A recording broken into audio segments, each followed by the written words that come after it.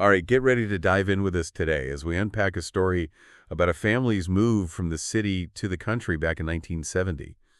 And we're lucky enough to have this audio diary. It's their firsthand account of their very first day. And well, let me tell you, it doesn't sound like it was all smooth sailing. Imagine pulling up to your dream farmhouse, expecting peace and quiet, but instead, you're met with a house absolutely covered in bees. Thousands of them, I mean, enough to actually block out the windows. And it's July, not exactly peak swarming season. But sometimes nature has different plans, and this wasn't just like a minor inconvenience. It kind of set the tone for the whole day. It seems like just about everything that could go wrong did. Oh yeah, for sure. We're talking multiple cars, a lost daughter, a station wagon overheating, and to top it off, they had a whole menagerie with them. Two dogs, a cat, a raccoon, guinea pigs, parakeets, finches. It's like they brought a zoo with them to the country. That's an interesting point. Bringing all those animals along on a move like this makes you wonder why. Was it about, surrounding themselves with the familiar in all that chaos? Or maybe even like a subconscious way to, I don't know, bridge the gap between their city life and this new wild environment? It's like they're not just moving furniture, they're moving their whole world. Right, like trying to hold on to a piece of their old life. While taking this leak into the unknown, speaking of the unknown, they quickly figured out that country living isn't always so idyllic. This audio diary really paints a picture of leaky roofs, a gravity-fed spring for water, and a roof cellar that honestly sounds a bit creepy. Talk about trading convenience for a whole new set of anxieties. Exactly. And you can practically hear the narrator's tone change when they're describing these physical shortcomings of the farmhouse. It makes you wonder if those were really the biggest issues they had to deal with. There's this sense that there's something deeper going on. Like the challenges weren't just about leaky faucets and squeaky floorboards. Yeah, I see what you mean. It's like the house is a metaphor for all the other adjustments they're going through. But let's step back for a sec. We're talking about a family of 6 plus all those animals. Adjusting to a whole different lifestyle. That's a lot to handle, even without a leaky roof. Imagine all the dynamics at play. Absolutely. And it's not just the practical stuff, it's also the emotional and social transition. Moving from a city to the country means a whole new social scene, new schools, new friends, maybe a more isolated environment. It's a huge shift, not just for the parents, but for the kids too. It makes you think, did they maybe have a romanticized view of country life? Like, did that set them up for some disappointment? It's easy to get caught up in the idea of fields and fresh air, but the reality can be way more complicated. You're absolutely right. It's that clash between what we expect and what we actually find that causes so much friction when we're trying to adjust to something new. And this was 1970. They didn't have the internet back then, so it's not like they could just, hop online and find a support group for. City folks turned reluctant farmers. Haha, yeah, that's true. They were kind of on their own, weren't they? Just figuring it out as they went along. I mean, can you imagine the conversations that must have happened in that farmhouse? It must have been such a mix of emotions. On the one hand, this exciting new adventure. But then on the other hand, leaky roofs as well water. And I'm guessing at least a couple of kids wondering where all their friends went. Right, and don't forget the potential strain on the parents' relationship. The narrator mentions that the husband, he was more used to country living, but the wife is clearly voicing some anxieties. I can definitely see how those different perspectives could lead to some conflict. Maybe he saw it as a chance to reconnect with his roots or something, while she felt isolated and overwhelmed. Oh, totally. It's like they're both writing their own story about this move, but they're not exactly on the same page. And then you add in all the practical challenges, the lack of familiar support systems, just the constant pressure of making everything work. It sounds like a recipe for tension. Makes you wonder how they found a way to balance everything, how they navigated through all those rough patches. It really does. It raises the question, were they able to communicate openly with each other? Did they acknowledge and validate each other's feelings? Because adapting to a new environment, it isn't just about the physical changes, it's about the emotional adjustments too, and the resilience of the relationship itself. You know what strikes me is how determined they must have been to make it work. I mean, they could have easily packed up and gone back to the city at the first sign of trouble. But they didn't. They stayed. They persevered. There's definitely thing writ there, a refusal to let the challenges define the experience. And who knows, maybe facing those challenges actually brought them closer. Maybe they discovered strengths they didn't even know they had. We don't get all the answers from this audio diary, but it definitely gives us a glimpse into the raw and unfiltered reality of one family's experience. And I think that's what makes it so captivating. It's not some polished, Instagram-worthy version of country living. It's real. It's messy. It's full of those little moments that remind us we're all just figuring things out as we go. It's true. It's a reminder that life rarely goes according to plan. There are always detours and roadblocks and unexpected stops along the way. But it's often in those unexpected moments that we learn the most about ourselves, about our relationships, and about the world around I us. love that.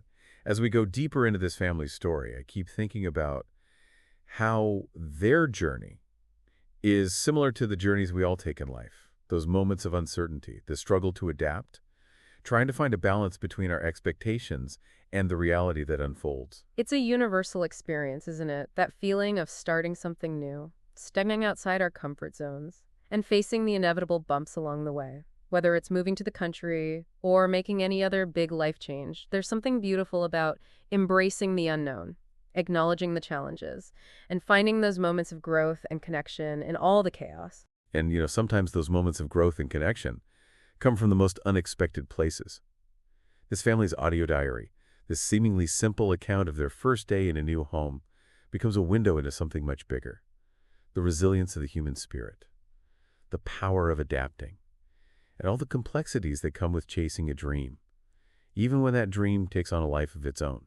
It's amazing to think that this whole conversation started with one family's experience, one little snapshot in time, and yet it sparked this discussion about human nature, our relationship with our environment, and how we balance our desires with the realities we face. You're right, it is. And it's a good reminder that history isn't just dates and events.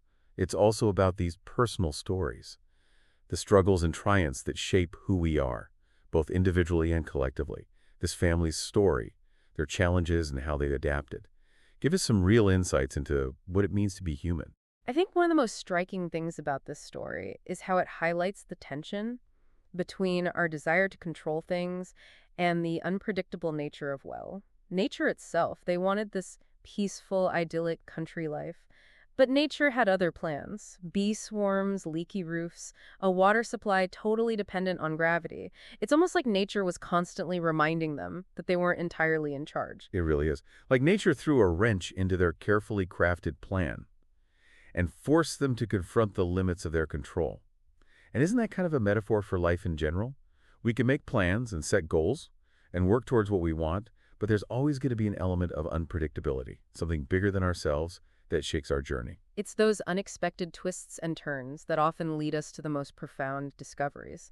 In this family's case, it forced them to adapt, to think on their feet, and maybe to redefine what country life meant for them. So as we wrap up this deep dive today, I'm curious to know, what part of this story resonated most with you? Was it the family's resilience in the face of all those challenges, the contrast between their expectations and the reality they found? Or maybe the way nature reminded them that they weren't always in control? For me, I think the biggest takeaway is that every life, every single story, is full of complexities and contradictions and unexpected moments.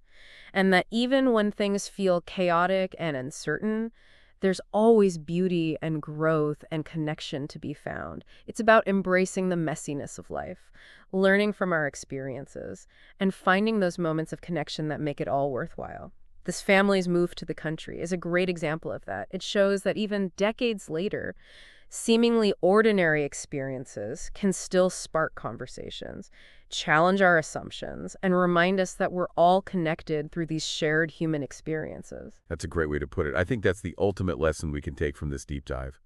Finding meaning in the unexpected, embracing the detours and roadblocks, and realizing that the real beauty of life often comes when our plans fall apart and something much more profound takes their place. Thanks for joining us on this exploration of one family's journey to the country. We'll see you next time for another deep dive into the human experience. It's fascinating how this one audio diary, just a glimpse into a single day, can open up all these bigger questions about our relationship with nature, our expectations, even our own desires. We've been talking about the challenges they faced, but there's also this underlying theme of resilience. They didn't just make it through that first day. they clearly kept going. It really makes you think about that whole idea of the simple life. You know how we tend to romanticize moving to the country, but it's rarely about escaping complexity altogether. Often it's more like trading one set of complexities for another. Yeah, that's a great point. And in a way that makes it even more interesting. Because it seems like they weren't just searching for an easier life. They were looking for something more. Connection, maybe. Or a sense of belonging. But those things take effort no matter where you are. Whether you're in a busy city or a quiet farmhouse. Absolutely. And sometimes it's in those moments when we have to adapt and improvise, really dig in and figure things out, that we learn the most about ourselves. It's not always pretty or comfortable, but it's real. That's what I find so relatable about this story. It's not about finding the perfect solution or achieving some idealized vision. It's about acknowledging the messiness, the imperfections, and figuring out how to keep moving forward. Yeah, it's about the journey, isn't it? There's no one right answer, no magic formula for dealing with life's ups and downs. It's about figuring out what works for your family, for your own unique situation. And that takes a good deal of honesty and self-awareness. For sure, you have to be willing to ask yourself the tough questions. Are my expectations realistic? Am I ready to put in the work? Am I open to changing my vision along the way? Those are the questions that lead to growth and resilience, and this family story really highlights that. They may not have achieved that perfect country life they imagined, but they embraced the challenges, adapted to their new surrounding, and I think ultimately found a way to make it their own. As we wrap up our deep dive today, I'm just left with this sense of admiration for this family. Their willingness to step outside their comfort zone, their perseverance when things got tough, and their ability to find beauty and connection in the middle of it all. It's a good reminder for all of us that the real measure of a life well lived isn't about avoiding challenges, but about facing them head on, learning from them, and coming out stronger on the other side. Well said. And on that note, we'll leave you with this. What resonated most with you from this family's experience? What insights did you gain about your own relationship with expectations, adaptation, and how you pursue your own version of a fulfilling life?